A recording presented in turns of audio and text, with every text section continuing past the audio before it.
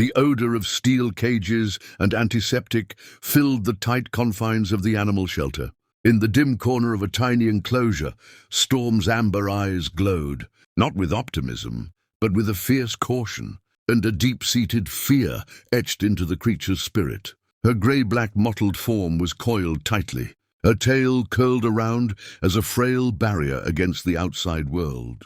The shelter worker tapped softly on the card attached to the cage, her face heavy with sorrow. This was Storm's final opportunity. This bobcat hybrid had passed through 5 families, none keeping her for more than a week. Tomorrow, Storm would be sent to the zoo, if no one claimed the troubled feline. The card was short but chilling. Storm, female bobcat hybrid, about 3 years old. Reasons for return: bit children, ruined furniture, attacked other cats, untrainable, harmed owners. A death sentence already sealed for this unfortunate animal. My husband Alex stood still before the cage, his gaze fixed on Storm. Something in his eyes unnerved me. The same look he had when eyeing the old car he swore to restore, or our rundown house we now called home. Alex believed everything could be salvaged. I murmured warnings about the risks of taking in such a creature, but Alex ignored me. He knelt slowly, his eyes locked on Storm's blazing amber stare. His hand inched toward the cage door, despite the shelter worker's visible concern. 5 scars from 5 families were warning enough. The cage door creaked open, and for an endless moment no one breathed. Storm stayed frozen, statue-like, her eyes alone moving, sizing up the potential threat before her. Then, like an arrow loosed from a taut bow, Storm sprang at Alex. A scream lodged in my throat as I braced for the worst. Mere inches from Alex's hand, Storm halted. Her amber eyes no longer burned with rage, but flickered with curiosity and a faint spark of hope. Her black nose brushed Alex's fingertip, sniffing as if cataloging his scent. Then, with a cautious motion no one in the room dared trust, Storm pressed her head against Alex's palm.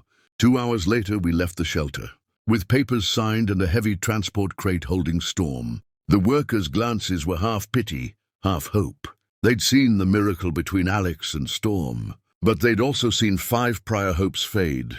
On the drive home, Storm was eerily quiet. No growls, no protests, just those amber eyes watching through the metal bars. I voiced worries about Luna, our 10-year-old cat, too old to adjust to a wild creature like Storm. But Alex just stared at the crate, an unshakable certainty in his eyes. Luna greeted us at the door, her sleek grey tail swaying gently. But when Storm's crate entered, Luna stiffened. The wild scent of the newcomer invaded her safe haven.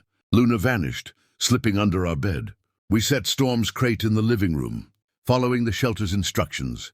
A quiet space, litter box, toys and food, everything a cat might need, though Storm was no ordinary cat. Alex chose to let Storm adjust slowly, not forcing her out of the crate. We ate dinner in tense silence, stealing glances at the crate, where those amber eyes tracked every move. Night fell, and we left Storm alone in the living room. Cage door open, room door shut. Luna curled up on our bed, still wary but calmer. At midnight, a crash shattered the silence, followed by claws scraping wood. I leapt up, but Alex was quicker, racing to the door. I followed, heart pounding.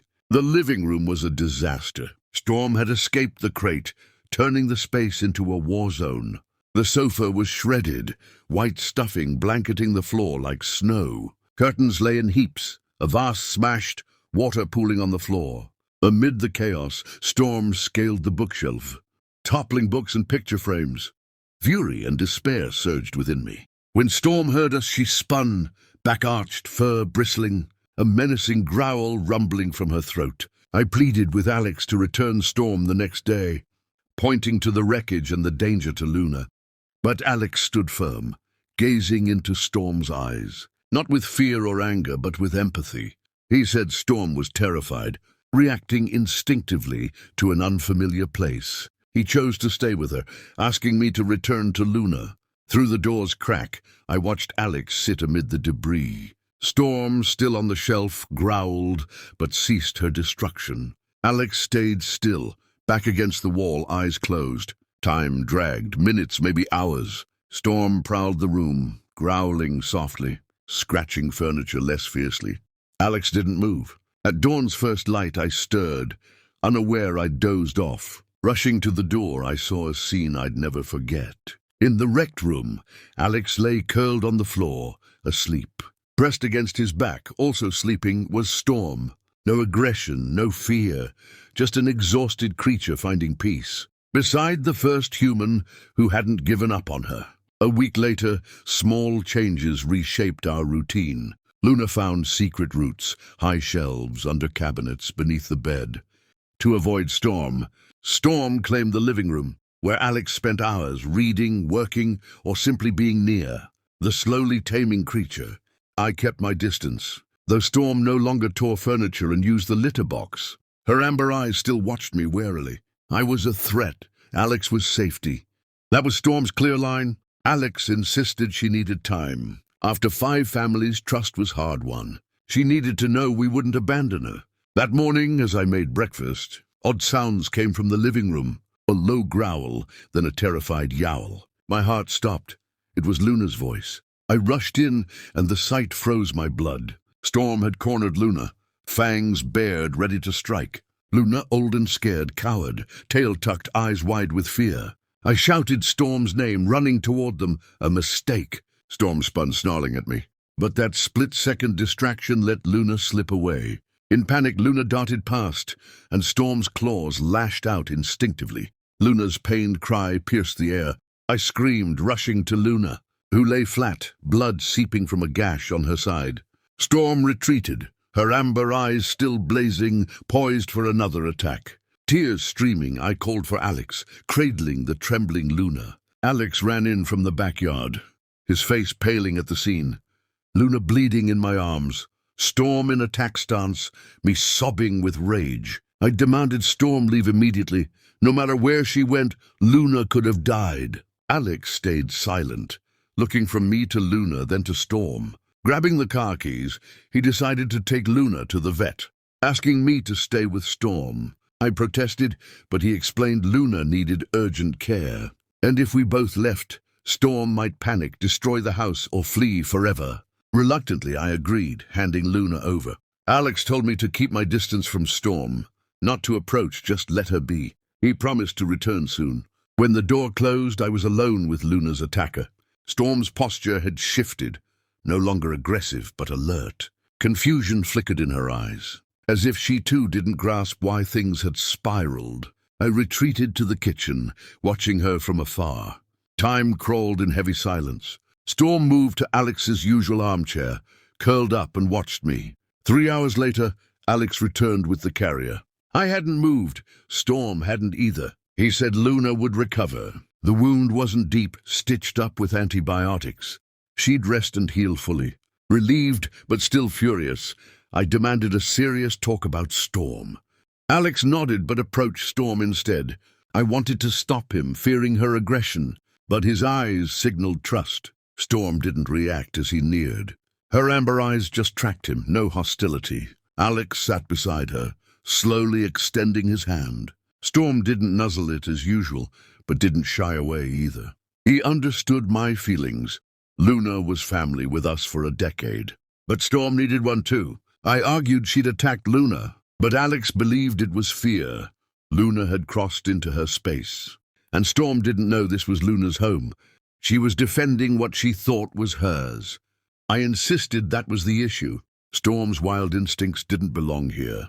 Alex asked for a few more days, promising to return Storm if he couldn't make progress. I wanted to refuse, to demand she leave now. But his eyes held a conviction I couldn't deny. Not just stubbornness, but belief he could succeed.